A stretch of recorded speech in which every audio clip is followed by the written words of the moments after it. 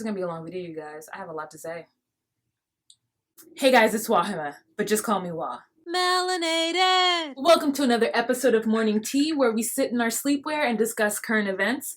Today's tea is Iced Earl Grey Creme by Tavana Tea, because I ran out of my Stash Premium Chai Tea. I don't know why I love the Stash tea so much. I'm just on a really chai bender right now, so I'm taking you along with me. Don't worry though, the Stash tea is on its way. I just ordered another box from Amazon. Wait, ha, I have a box here. Ha.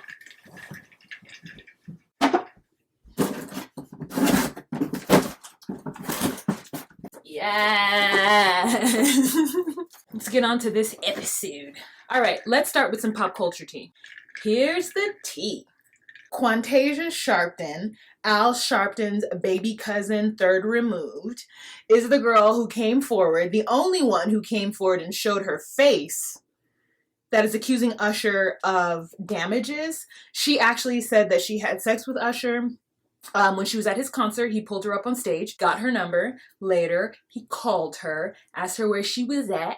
She told him she was at the Days Inn, around the corner from the venue. He showed up. They had sex. He didn't give her herpes though, but he should have told her. So now she's suing. And Quantasia, poor girl, she has been under so much scrutiny. As far as that goes, listen, I don't support you disparaging a black woman. Now, Quantasia is a little crazy because she is suing someone who did not give her herpes, but just for the chance that he could have, because he didn't say anything. And it absolutely feels like she's just trying to make some money. She's trying to make $1 out of 15 cents. You know what I'm saying? That's shady in my opinion. She shouldn't be suing Usher at all. She should just stay out of it and live her life and be thankful she didn't get herpes from him. And I'm just really not into the body shaming. I'm just over it. I'm over the body shaming of any woman who's bigger or who's smaller, anything. We need to stop doing that. I am definitely guilty of body shaming women. We have got to grow. Every day I grow and I get better. And I learn that humans are humans. And we need to stop trying to conform to this sort of societal norm of what skinny or what beautiful is. And I'm over it. Okay, another thing is Cardi B is under fire, girl. Cardi B is under fire because she made she made a video a couple of years ago, and I don't exactly know how many years ago because her teeth are fixed. So, I don't know when she got her teeth fixed, but it's not pre-teeth fixed, it's after the teeth are fixed. But she made some comments about saying that if a man ever cheats on her, she would get another woman, have a threesome, and then when he wakes up the next day, he would be mad confused that she would let her boyfriend know that a TRNY person had raped him. But can we just allow Cardi to apologize and say that she made those comments before she knew that word was wrong? That she made those comments before she became socially aware of how you even saying that word or even making that comment in general is damaging and transphobic. The thing they're trying to say now is that she has referred to women as roaches, and specifically they're saying that she's been referring to dark-skinned black women as roaches. But then you also have a video that was very recent where she referred to herself as a roach. She said that she didn't win an award, big ups to Remy Ma, and that she is, thank you to everybody who supported her because she started off as a roach and now she's a butterfly. So I just feel like because Cardi B is doing her damn thing, people are starting to get so jealous and people are just starting to hate. I'm going to use this moment right now to say that there are things that I have said, done in the past that are probably somewhere in the corners of this internet that I am deeply ashamed of. I will apologize for them. I will say how ignorant and stupid I was and how I'm not that person anymore. And I would ask that the public would allow me that. Allow forgiveness. I have been a fan of Cardi B since my sister forced me to watch that one episode of Love and Hip Hop 2 years ago.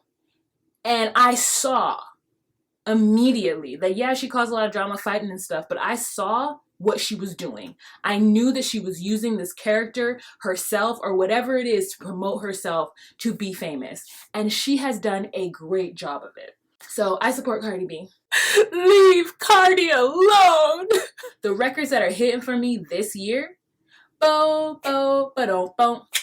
Bum, bum, ba-dum, bum, hey, Jadena. I love that album, you guys. Long Live the Chief is my favorite song on that album, and then The Let Out is my next favorite song, and then Bambi, and then Trampoline, and then, I mean, this whole album is so good. I've listened to it so many times. I haven't been excited about an album like this in a while, and I haven't been excited about a hip-hop album. You know what I'm saying? Like, 444 was good, but I don't listen to it on loop. You feel me?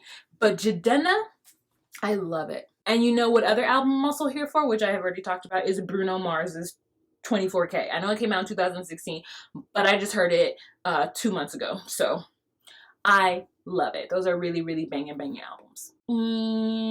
Yeah. Okay, let's move on to some political tea. Here's the tea. Girl, North Korea and Donald Trump. Lord of mercy. North Korea has been testing their missiles, right? I've been talking about that. They've been testing their missiles, seeing what they can do. Now they say that they have a missile that can hit mainland US, right? First they said they had a missile that could definitely hit Alaska. And then they were talking about we got a missile that can 100% hit Guam. Guam has a naval base. And if they can hit Guam, that means they can come after Tokyo. And that means that they can also come after South Korea. And those are all our allies, right? So the United States is like, China, yo, get your boy. Get your boy. And China's like, okay, we're gonna get him. So they go to get him. They try to have talks. North Korea is like, you can come for us. However, we are not going to talk about our nuclear arms. Our nuclear arms conversation is not going to be on the table, bruh, because we gonna keep our nuclear arms pointed at whatever country we want to keep them pointed at. United States says, or actually United States does not say, because Rex Tillerson did not say. Rex Tillerson, former CEO of ExxonMobil, is our Secretary of State. So he technically is supposed to be the one that's really having the negotiations with North Korea and talking to China and all that stuff. The US president is now making comments that Rex Tillerson has to run up behind and defend. He's saying if North Korea keeps up with their talk, there's going to be fire and fury, that we are locked and loaded, ready to go. There are people on the bases in Tokyo and Guam who have families. There are military personnel. This is going to cause like a great bit of business if North Korea decides to act on its impulses and send those bombs over. And we would just like for Trump to be quiet. You know what I'm saying?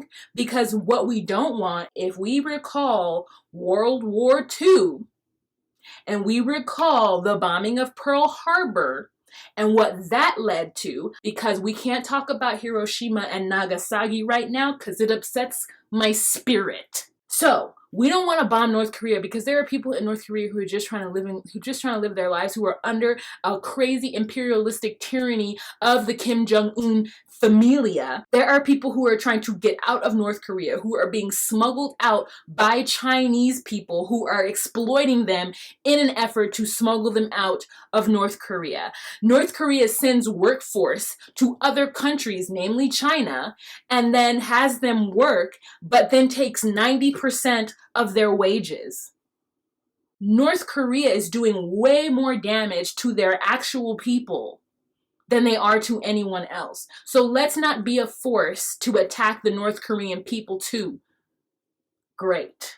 That's all I got to say about that. Let's move on. All right, let's move on to some domestic tea. Here's the tea. Girl, there is protests happening in Charlottesville, Virginia right now. So Charlottesville, Virginia houses University of Virginia. There was a rally that was organized that was going to bring 2,000 to 6,000 people to this campus in order to protest the taking down of the Robert E. Lee statue. So since the shooting of 2015, where that dude went into the church and mowed down all those innocent black people, there has been a strong push in certain southern countries to remove Confederate flags, to remove Confederate memorabilia, because obviously, as everyone knows, they are on the wrong side of history. There has been a lot of protests from alt-right white supremacists. So they decided to have a rally, have a gathering where they were going to march towards the statue bearing torches. What other group has marched towards something bearing torches? There was obviously anti-rally protesters. campus people, even the city itself, were like, we don't want this to happen here. They attempted to move it to like a park that was somewhere else so that they wouldn't come onto campus, but they didn't want that. They came onto campus anyway. And now there is like fighting happening in the streets. There are different pockets of fighting happening all around Charlesville, Virginia, and it's devastating. Cutting right in. So I want to add to this conversation. In the video, I kind of got hyped up on the kind of background part of it, and I didn't talk about what else happened. So there was a couple of skirmishes, as I mentioned.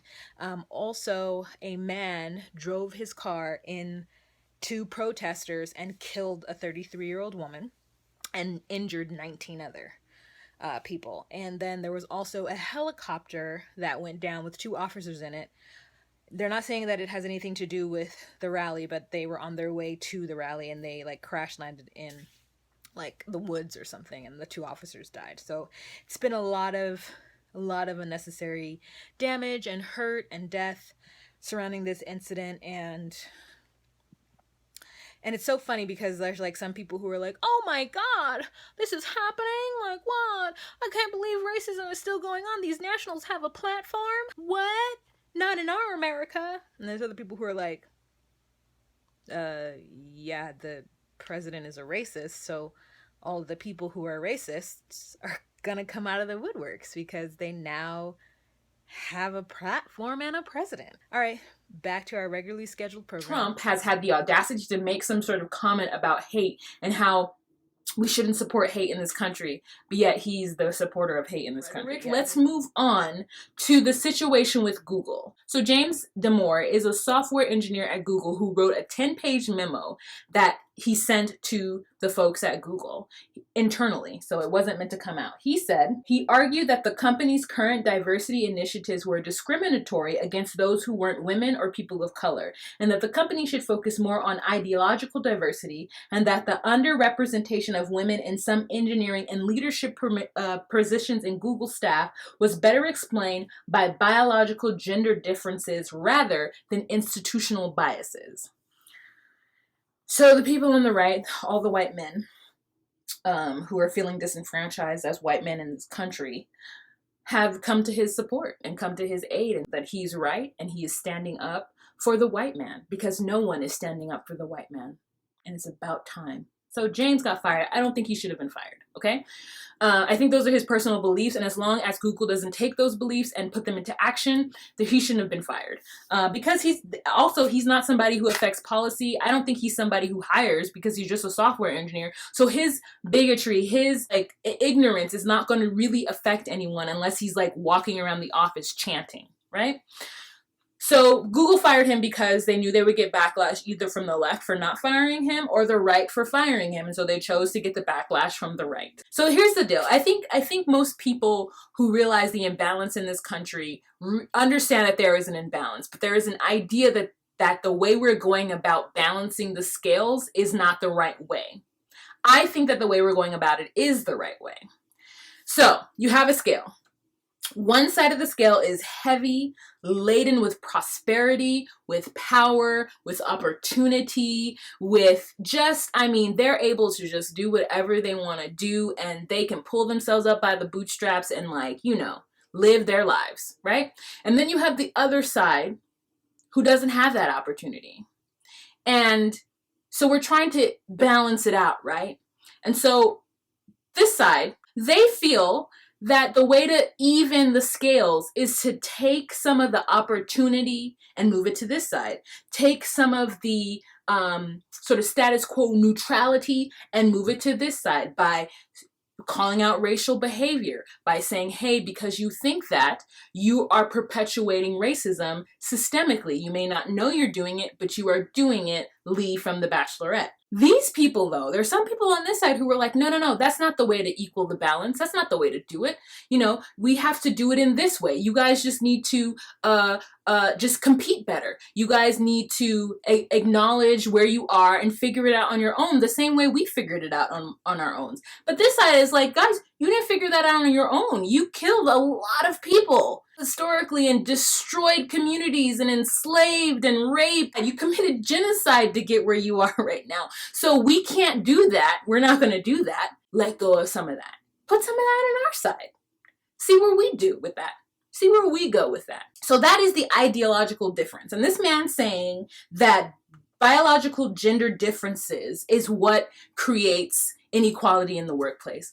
It's almost as if he doesn't know that only within the last, I'm being generous here, 100 years have women been able to be in the workforce the way men have. So one of his arguments was that women are more nurturing and caring, and like they're, men are more driven and go-getters and all about the climbing of the ladder. And so that's why you have men in more positions than women, not sexism or misogyny or the patriarchy, none of those things, because those things don't exist in his mind, I'm sure. Prior to this last 100 years of women's lib and whatnot, the women weren't allowed to work. Women were expected to stay home and take care of their kids, especially if they were married and if they had children, right? They were expected. Only the very low class of women actually worked.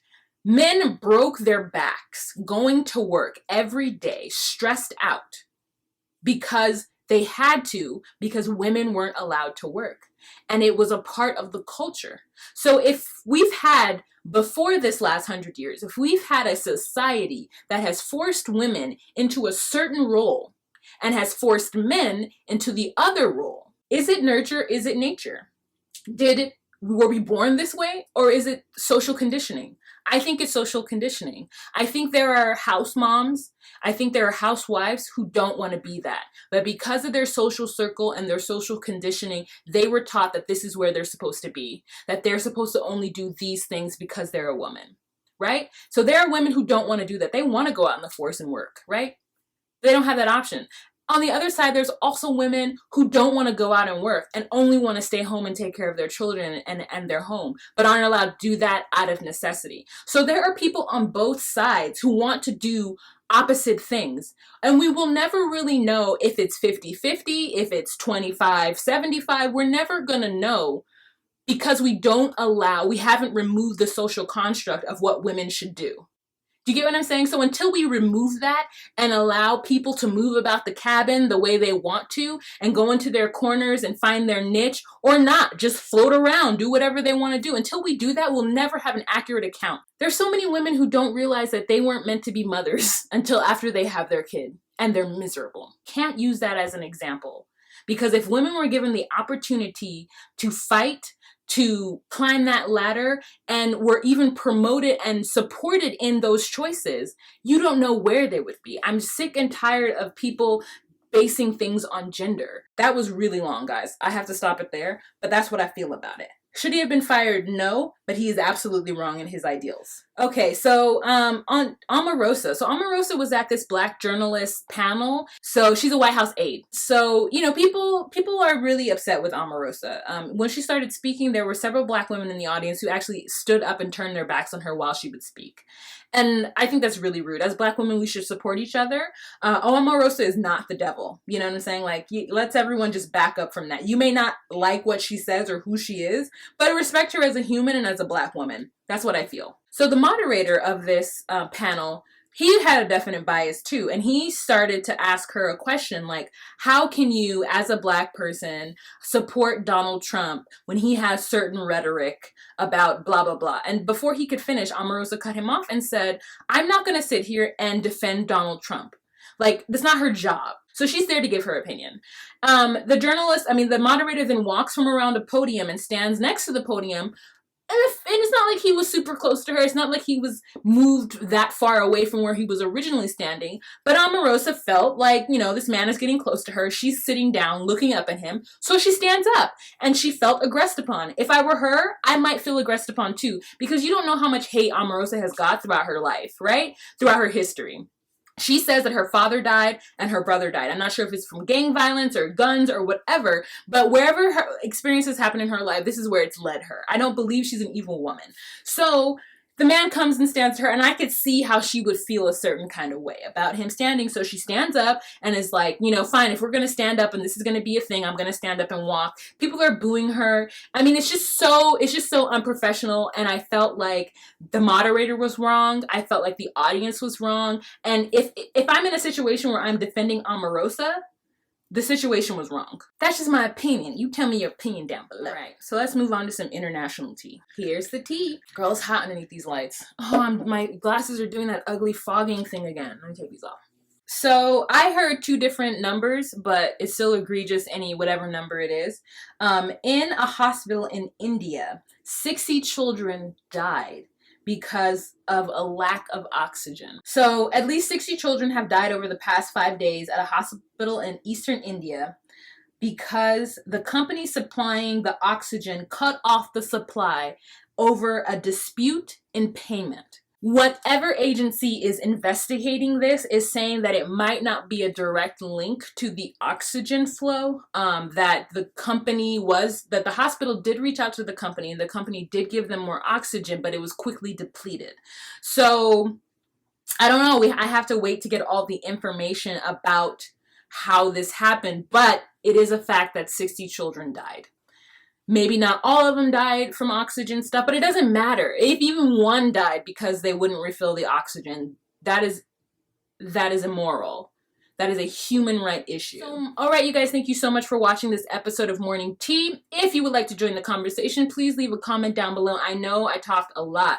If you like what I do here on this channel and you want to support, please go on ahead and go to my Patreon and become a patron. Yay! Thank you so much to those of you who have. I truly, truly, truly appreciate it. All right, you guys, have a fantastic day. Bye!